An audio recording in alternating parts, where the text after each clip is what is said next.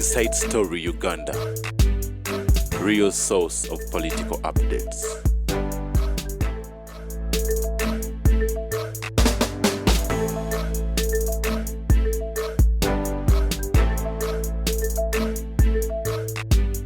Tamale Mirundi nayogedde ne Jene ekiro nga naye musanyufu. Mu tiimu yaffe babadde nze mmanya gundi Abaganda baga nti ebibite byeŋŋanaŋŋana okwenda ku nnyoko yenda ku nazaalawo kati evaluate temwe mwafuna obuzibu nga babatwalako license yammwe nga kyemulina okukola ku savinga license. Abaziba bakuga nti okabona ekizira okubi okawunga nnyoko mu kakita wazaalira eka tikasobola ba ekintu ekizeeyo okusanyawo famire yo wongayo nnyoko awayo nnyoko mama wo okabona ekizira okubi okawunga nnyoko mu kakita wazaalira eka omuziba bwakugamba mwenze nva ku booda bigambo bya luziba luziba naye njagala okabona ekizira okubi okawunga nnyoko mu kakita wazaalira eka balaba nnyoko nga wamaanyi nnyo taweekayo naye bwe kibanga okuwaayo nnyoko kisevinga famire mukakitawo n'asigalawo n'azaalira amaka muweeyo okusinga lwolemera nnyoko famire neggwawo. Ekyokubiri nze ndi musajja nzikiriza nnyo mu bintu byaffe biri tugamba wano abantu baga obusajja obutayambala ngatto akati kankoboolere baali tebabagamba kwetonda batugamba twetonde naye I want to tell you 2 days ago the president directed somebody to go and apologize to Muhoozi, to General Muhoozi. Amwetondere officially the president has directed somebody attend agange tegabayala kunfuufu era mulabye nga ava wassale mulabye olwaliro nga ava wassale has assembled a team. One of them bagenda nabo ye bitatuule okwetondera Muhoozi. Bamwetondedde president yabalagidde betondere Muhoozi from aligning him. Akatambi tokalaba kalaba akatambula kale sebizu oli obirabi sajja yanyumiziza manina gandi Museveni talina kyatanvumye ku nsi ndi buli kimu kyonna ate ye mwenda nalabye mwenda bane njagala mwenda yagambye Muhoozi is like a plane, it has taken off, we have left you behind. Era bagambye mwenda yabakwata n'abimpa kambabulire olwaliro mutegeera ani akolera miso obuntu obwo bulikoda Bachina be babukola babuteeka ennyuma okasonsekeyo mu nyuma bewenjule balaba buli omwawe enjule ya muni ekyo kizibu ekyokubiri nkubulira oba Tamale ina amajini mulete embizi mwoche embizi ejini lidduke. Omanye olunaku lumu bannanga abantu benyambye nno bangi omulaba oyo Kasolo Honorable Kasolo Kasolo Minisita baiti bagala ayitemu nga bagala kutunda Sangobbe kakati Kasolo ne mukwata ne muyita mwana wa mwennyinaze namuyamba nno nga bamubbi akalulu ne kabasuuza kakati chairman we waffe ekyotera kakati nga naye mulukwe mwali olukubaani Kasolo kati kyenva mukubira nemugambisa chairman nganze bwogabye embuzi tompaddeeko ogabye n'amagye n'enkoko. Kakati nayita banne n'abagamba akasajja kaveeyo kalagana oba kayina biteega oba kayina bidandi naye buli kyenkola wano kyonna kakiraba. Namugamba nti oyina gye walaze ne babawayo obukadde 10 mugule essimu empya togula kubanga ne gy'onoogula ngenda gikwata nkumonitaringa ng'omufolowinga buli wadda naye nekiri kyogambye nakyo kizibu Mwami Tamale nti buli kooda babukweka buziba abakyala abaami babuteeka mu nnyuma abakazi babukweka buziba kati bewe njuli tolaba Kawesi amugenze yes Andrew Felix Kawesi when he died 2017 yes he left a tape, a recorded tape, and he mentioned the people who were responsible for his death. Oh yes kakati nalino nchifiiriddemu the one who was left with the recorded tape contacted Miso Naganjangu na recorded tape. Kawesi left a recorded tape. Kawesi was going to meet the president on Tuesday, was killed on Friday. Friday, yes. Apiriga wanted to meet the president in Arua. He was denied access to him. By the time Museveni addressed the State of the Nation address, gave shoes to Apiriga. By the time he came back for the budgetary address, was dead. But they denied him. Never government in Sokutemu Bonamu Uganda and Bumai. Buina Chetuita Holomax. Holomax kitegeza. Ntife bambega abasu mubambega tukitegera. In every murder, especially for powerful people, Baba genda kulaba Museveni, Baba denying. Kawesi went to Kasese when Mumbere's palace was attacked. Was he connected? And he got an opportunity of talking to the president. The president gave him an opportunity on Tuesday. He died on Friday. Yes. There's something similar. Two, a woman features prominently. Omukazi oyo Kawesi gwe yalekera recording gundi ye kuba bamubuulira bamugamba we are going to kill you. Kawesa? Yes. If you change your security details, ate tujja kutta bubi ne bakizanyiramu abo era obalaba bagenda mu parliament nti bakizanyi. Kagezi wanted to see Museveni. He was denied access to Museveni. Echaddako kufa in front of Akulo. What was the reaction of Akulo's security? Mukazi yali anonya kameme yalegera kumutwalako anonya security bamulisa milioni 6 n'alugoba. Another person who was assassinated gwe nayamba natabira assassinated yali bagemeire bamugemereye Catherine bamujjako abasirikale.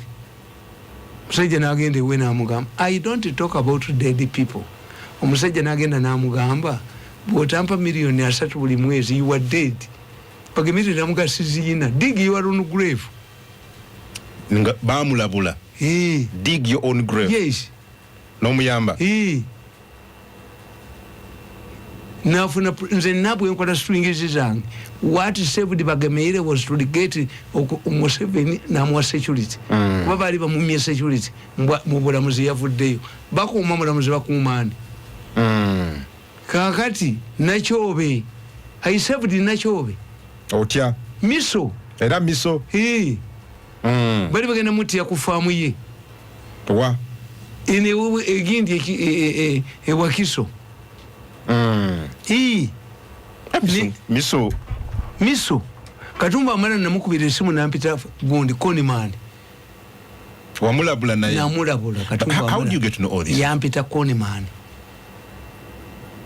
Katumba amala called me Konimani. But do you see that in all these matters there must be a woman. Katumba amala mwala we yafa kirumira yafa n'omukazi.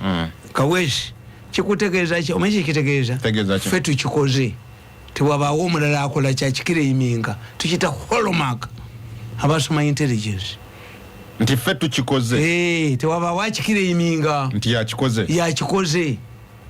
Abaali bagenda okutta Nakyobe baava ku kizinga era bazoka bazireetera ku kinaala nga bazifudde omusenyu. Nze baali bagenda kunzita Kalancho kabamuwadde sente nimbakwata Kalancho yali agenda okukuba amasaka. Kalancho ate ku Nakyobe kyanneewuunyisa bagamba tunone Kanyankole mu kkomera eruzira kubanga sobi akalya yekka. Sobi akalya yekka ne bagala ogenda ku Kanyankole. Mbalaba through miso nenkubirani Katumba. Nakubira sisa wa president bamwita Mariam ye yamponya.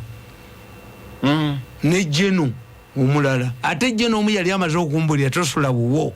Ne muganda bitegedde mbalaba wano ku Mutungo County Club nga bonna mbalabye. No byuma byo. Kakati abasajja Kalancho yatera nga mbalaba. Nali mbalaba. Namutulire. Anti yakube essimu nti yatera. Omu yagamba munne nti ani aguze okutta Mirundi n'amumubuulira. Omusajja n'abagamba, don't kill that man.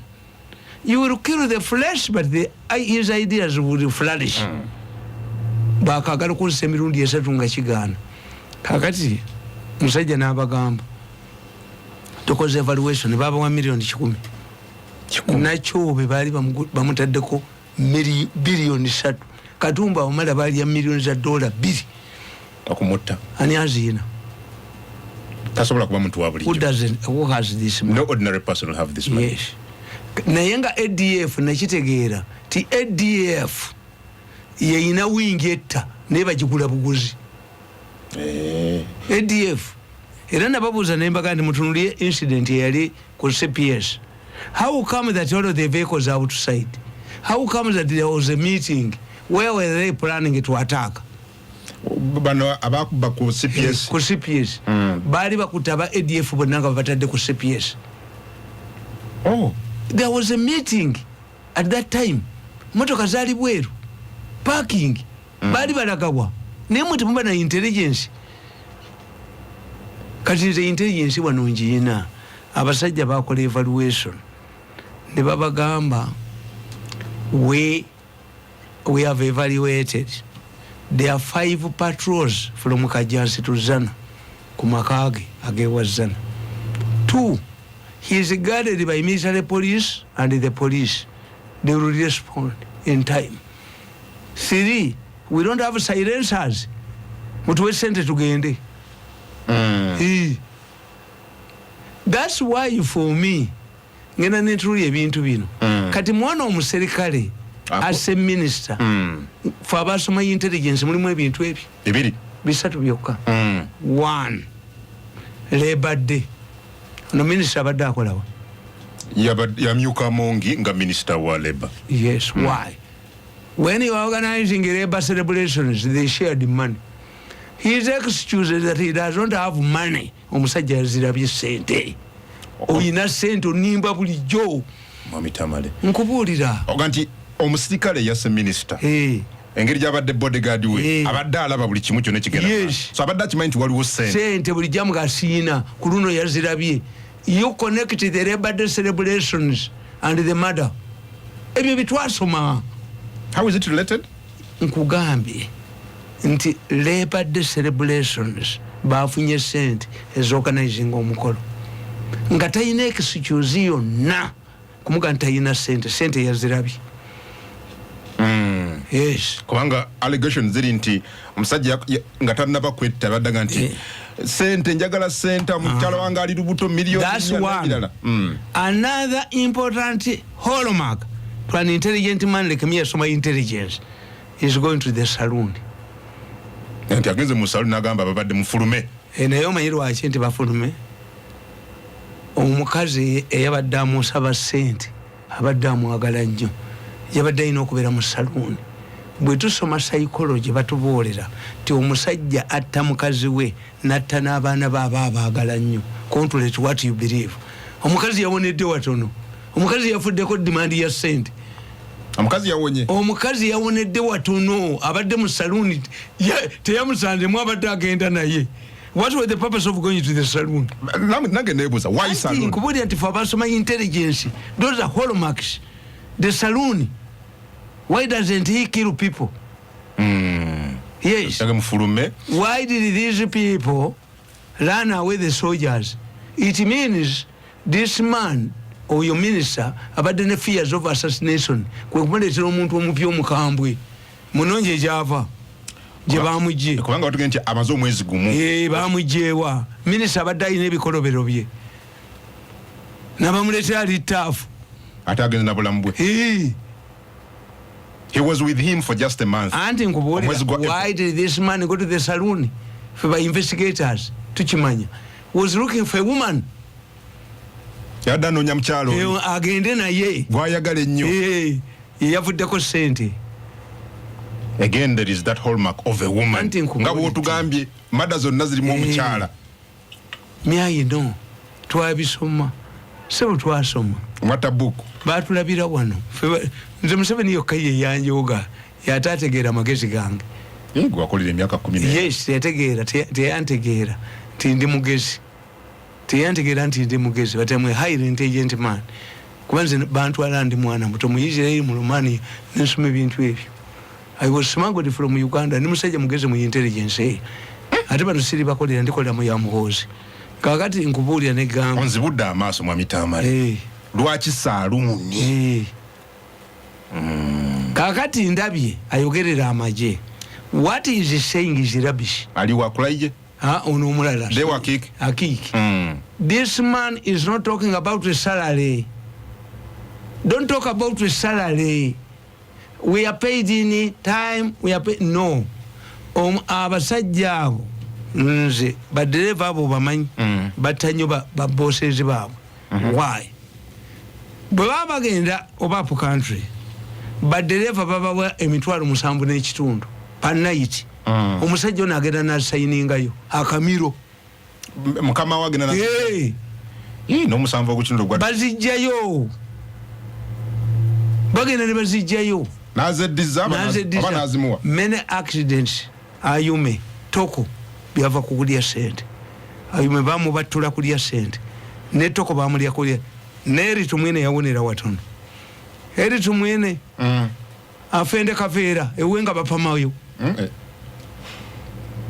eweri tumwine eweti wapa mwogenda nakafeera kuba mwitanga afende kafeera kupama kinene tukoseka nzije tutandikira agafudde ku parliamenti olunaku olwaleero ebbago erirwanyisa omukwano gw'ebikukujju detail anti-homosexuality bill 2023 likomyewo olunaku parliamenti olunaku olwaleero eriyisiza mu butongole era nga lisindikiddwa eri omukulembeze w'eggwanga Yoweri Kaguta Tibuhaburwa Museveni okubeera oba okulaba oba analisaako omukono. Ebbago lino njukira kati kuno mulundi gwa kusatu nga liddayo eri omukulembeze w'eggwanga. Njukira nti omulundi ogwasookera ddala mu palamenti eri eyagwa palamenti yali emaze okubeera nga eriyisa n'omukulembeze w'eggwanga nayiteekako omukono naye ate ne babeera nga waliwo abagenda mu kooti ne babeera nga bawaaba nga bagamba nti ababaka baali tebawera era kooti nekawaŋŋamula okukakala nga liganye. Omulundi ogubadde ogwokubiri gwe guno gwa jjo ly'abalamu ntandikwa y'omwaka guno era palamenti yaliyisa okukakana nga ligenze eri omukulembeze w'eggwanga naye ate omukulembeze w'eggwanga n'alikomyawo omwezi oguwedde ng'agamba nti waliwo obuwayiro obulina okubeera nga butereezebwa era nga tayinza kubeera nga alisaako omukono olw'ensonga nti singa aba alisaako omukono oba oliawo waliwo ebiyinza obutatambula bulungi. Obuwayiro obwo omukulembeze w'eggwanga bwe yesigamako bulinga obuwayiro busatu nga akawayiro akasooka yali ayagala okwongera okumanya ani alina okuvunaanibwa ku musango guno ogw'obuli bw'ebisiyaga. Ye omukulembeze w'eggwanga yali agamba nti oba olwawo palamenti teyali nambulukufu bulungi ku muntu alina okubeera nga alya ekisiyaga era n'asaba palamenti ebeere ng'eyongera okulambika ku nsonga eyo.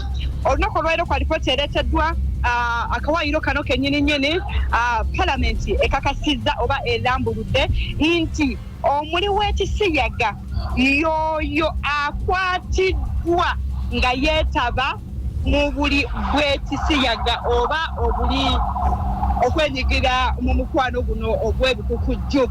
Jjukira nti luli kyali jeno nga singa bakuzuula for example nakyejwe ovudde mu ggwanga lya United Kingdom nojja wano mu Uganda oba wakatuka ku kisaawe ky'ennyonyi bwoti ne bagamba oyo n'omunnanga ayingidde muli wa Kisiyaga awe etteeka lyaffe lyali likukwata bulungi so ne bagamba nti tujja kutiisa n'abantu bw'oba ng'olidde Ekisiyaga oba tokirira mu Uganda oli eyo ewammwe it's okay so long as wantu kiririddeewo era bakitereezezza ne bagamba nti bajja kumala kuzuula nti obadde weenyigira mu buli bw'Ebusiyaga awe etteeka lyaffe lino lye tuyisizza libeere nga likukwata awo mbuddewo akawaliro ak'okubiri kaali ku kizimbe oba ku nannyini kizimbe nti ku mulundi ogwasooka nga solonga zisinga bakukwata nga ku kizimbe kyo waliwo abali b'Ekisiyaga abalimu awo nawe wali ovunaanibwa omukulembeze n'agamba